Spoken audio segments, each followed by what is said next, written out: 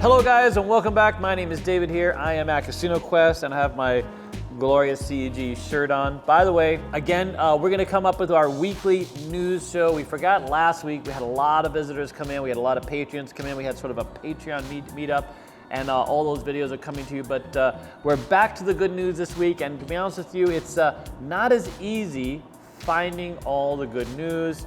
So by the way, if you have good news, let us know for the next week. If you have some good news, if you're a business, if you're a show, if you just have a, you're having a backyard barbecue, we would love to hear about your good news here in Vegas because we can all use some very good news. There's plenty of negative news and everybody has a twist, everybody has something to say about that. But we want to stay off the negative news, so we want to focus on the good stuff and the good things that are happening here in Vegas. And we can use a little of that all the time, right? Okay. So some of the first good news I found out is something that I've actually participated in and some of my friends participated in. And by the way, you should know that there are clinical trials. Vegas is like one of the clinical trial centers of the US. If you are someone that wants to make a living sitting in a hospital having your blood drawn and participating in clinical trials, of course there's always that option that you don't make it through the clinical trial. But if I actually know a woman who makes like $50,000 a year doing clinical trials. Now, there's always a process and you have to be a certain, it's always helped to be a certain blood type, a certain weight, and be reasonably healthy, this kind of thing.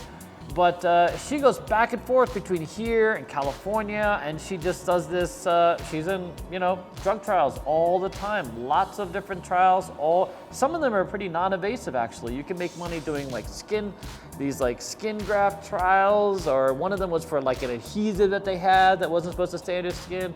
Make a couple $100 for a couple days. Some of it's outpatient, inpatient, but anyways, the good news with Vegas is one of the clinical trial centers here called the Wake Clinic is actually testing the vaccine, the Moderna vaccine that's been popularized. A lot of us have heard about that might be something that will work out.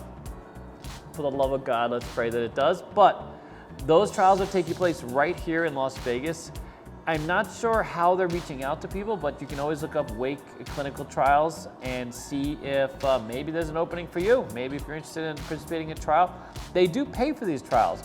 So not only could you come up with the cure, you could also be paid for participating in the cure. How fantastic. And once this is all done, these trials take place. There's all sorts of trials. There's quite a few clinics. In fact, when I was doing them back in the day, sort of many years ago, I'm still on some mailing lists where I get email lists, where I get constant updates. I'm participating in all the trials. There was like a food trial. There's oxygenation. There's all these trials, but it's not a thing for me anymore. I'm just too busy. But anyways, if that's something where you want to make some extra money, you can look into that. And by the way, for those of you I used to give plasma, and I should put that out there. I know that a lot of people don't like, participating with plasma. I wouldn't say don't like, but we need plasma, and we need your plasma right now. In fact, if you've ever served, the reason why I used to give plasma, no matter what job I had, doesn't matter how much money I was making at the time, I was happy to stand in line and donate plasma. And for me, the bonus money, sometimes I didn't really need it for bills. I would use it for Keno. But I know that for those of us who are veterans or been servicemen, the plasma is like the blood that they give you in the field. So when they can't access fresh blood, they use plasma to tide you over. Not to mention that plasma is used in lots of clinical trials. It's lots of really good purposes. I'm not a scientist. I don't have all the reasons why, but I know that giving plasma is a really big thing, and you get paid for it. So it's a lot easier than giving blood. You can only give blood once every so long, but plasma you can give every week or even a couple times a week in some cases and really make some money. So for those of you out there who are looking to, especially now where you don't have a lot of revenue coming in or things are unsure, go give plasma. I mean, who cares? Wait in line, give plasma. I promise you it's for a great cause. It's for a great cause.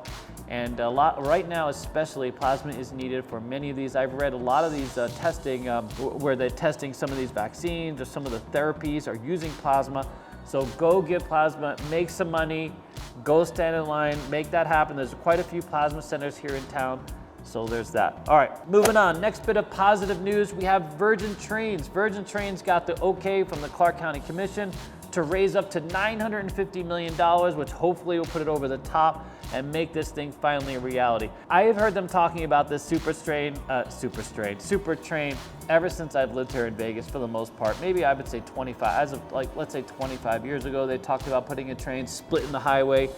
But now I think the train is like exactly what Vegas needs to keep everything moving forward. No one wants to make that trip from California, even Riverside to Vegas. Every Sunday night, it's always congested. Every Friday night coming in, it's congested. Every Sunday night leaving, it's congested. Nobody wants to make the trip. You just sit in the car. It limits the number of people realistically that can come here into Vegas. A lot of you out there that are in California that will come to Vegas often, right? You have to think about, oh God, do I really want to sit in that Friday night traffic? Or maybe find a way to come on Thursday. But it's always a factor.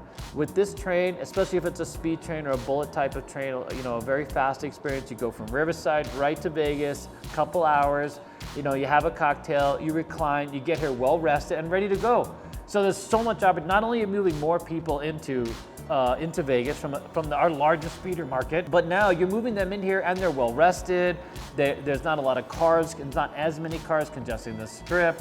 These are people that, you know, they're not you know, because when you get here after like a 5-hour drive, a 4-hour drive, whatever it takes you to get here from LA or Orange County, wherever the case is, you know, you're tired, man. It's a long ride, you know, especially if you've been sitting traffic for hours, this kind of thing. And you might not be up to gamble, play, have dinner, this type of thing. You want to hit your room and go to bed. Well, now if you take a train and get here in 2 hours, you're ready to go. You're rested, you've had a cocktail, you're ready to play, to gamble, to eat, all those things, right? So it's a win-win in the long run. I think this train's going to work out fantastically, and I think it's going to be proof of a, you know, private public partnership going forward, and maybe some more opportunities to feed into other markets. So hoorah for Virgin Trains in that regard. So there's a few owners involved, but Virgin's going to be sort of the tag, and we love Richard Branson, so good stuff.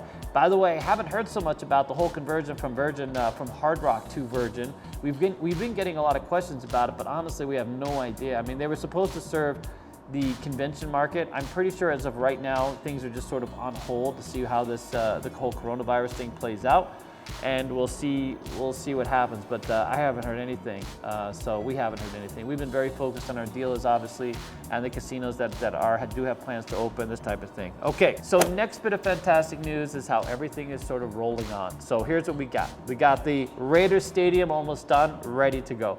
So we have a lot of things, even though right now we may shut down, so we hear, you know, we may have to take one step back, but we got a lot of great things to look forward to. Vegas is not lost.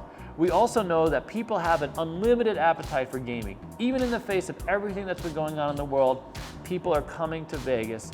Casinos are doing 12-hour shifts. The gambling is still big. We know it's big. We have absolute proof of concept. If you were to ask me back in March when things shut down originally, if when we opened we'd have this flood of people coming to Vegas, I'll be honest with you, I did not expect that reaction. I did not expect quite literally the number, especially with there's no plane. I mean, there's not no planes, but with so few planes coming into Vegas, right?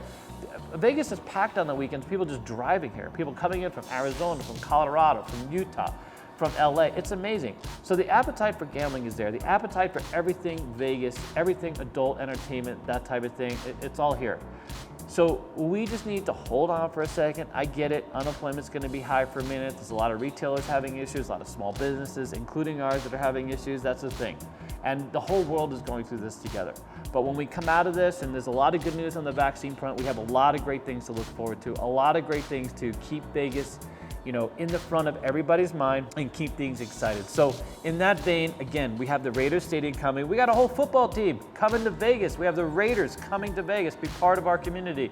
That's fantastic. The stadium looks fantastic. I drive by there every now and then on the way to one of these auction sites that me and Alex love to get some things.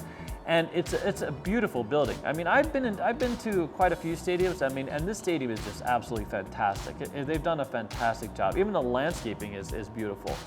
This looks like there's plenty of parking now. It looks like they've resolved all those issues. So kudos on them. So the other thing we have is resorts. Resorts is going up on the strip. It's almost finished. It looks fantastic. Another great property, you know, on the way, coming forward. A lot of new jobs to look forward to, a lot of new excitement to look forward to. And I don't think the very fact that they're finishing is that the casinos aren't worried. Everybody's bullish. So yeah, so right now, clearly, got to take a step back. but ultimately everybody's bullish. We're gonna come back. We've always done that. 2008, the recession, Vegas took a knock. I mean, I was front and center. I was working with unions at the time and some other areas of Vegas, and it wasn't pretty to see people lining up looking for jobs, to see people on, these roster lists, especially with the unions. People were just lined up, waiting in line, trying to find a job, anything they can do.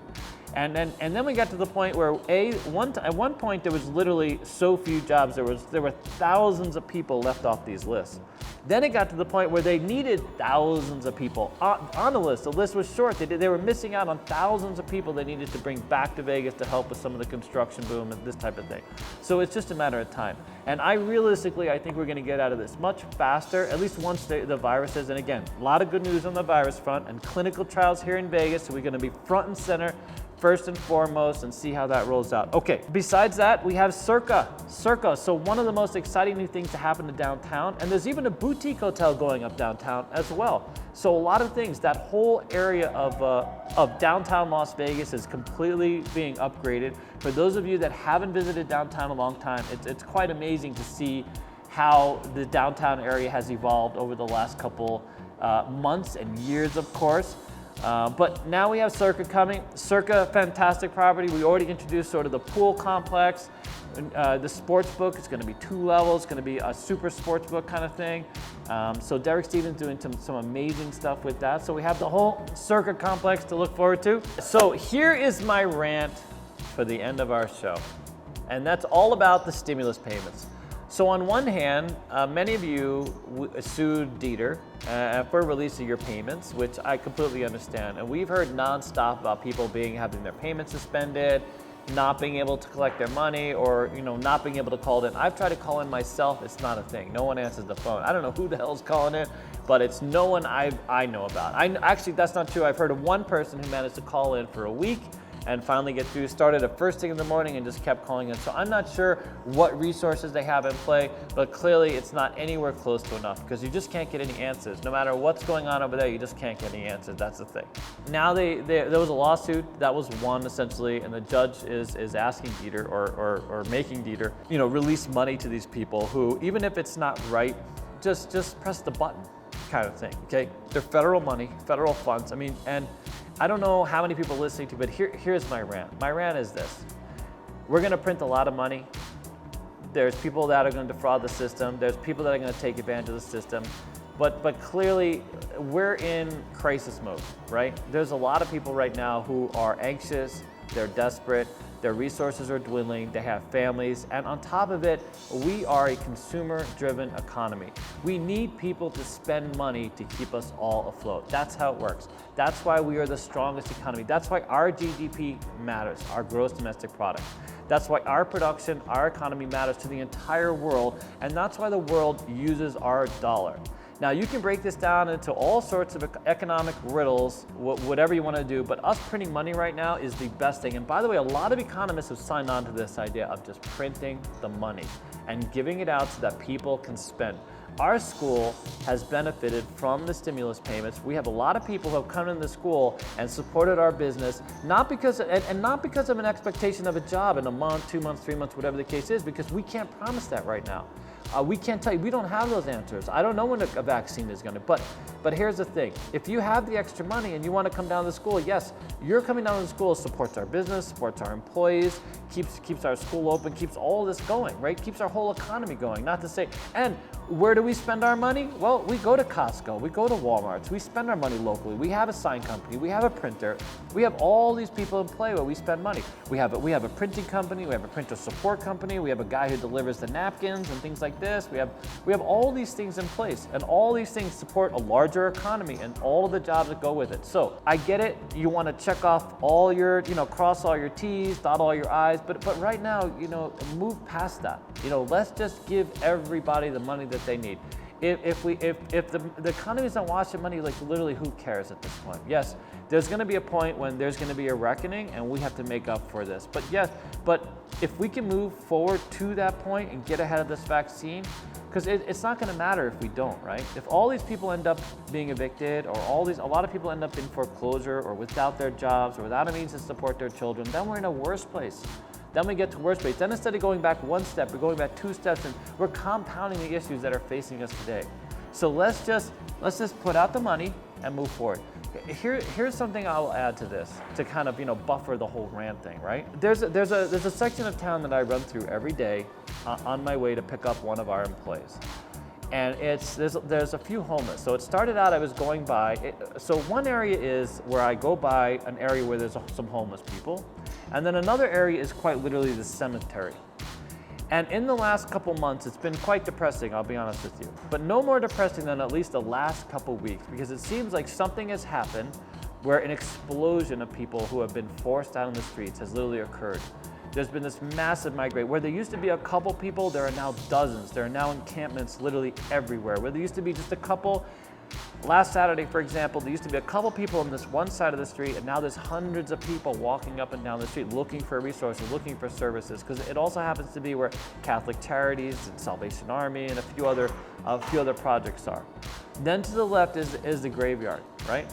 So outside the graveyard, there are more and more people sort of lining up, and now you can't bury somebody. If you bury somebody that had COVID, you see them, instantly it's a COVID burial because there's no body, right? Or the people are spread out, right? They're 6 feet apart or whatever the case is. I mean, it's amazing to me that at this point, in this juncture, we're spending so much time bickering about all the little things, right? And when I say it's not, $1 trillion stimulus bill is not a little thing, I get it. And ultimately we have to pay for these things. But right now it's about the humanity, it's about life in general. You don't want to wake up every day. Imagine if you can't pay your bills, or you don't know where you're going to live next week, or you have a kid who needs to feed and you don't have any income coming in. What do you do, right? Like, where do you go? What do you do? Where do you even start with that?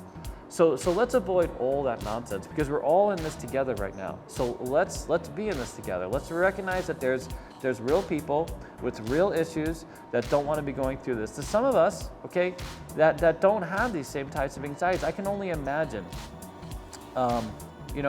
We just need to move past this. Let's write the checks, let's press the button, let's give everybody the money they need. Let's worry about the fraud stuff later.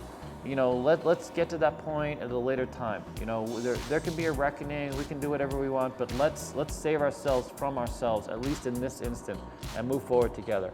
But anyways, that's my rant for today. I love all of you. I hope everyone is staying safe. I hope you're trying to be productive. And we love your commentary. We love your feedback. If you have any good news for me or have anything I would like to discuss on camera, please let me know. I always look forward to hearing from you. I try to respond to as many as I can. Stay safe, be well, and thank you so much for visiting and all that stuff. Take care. Bye.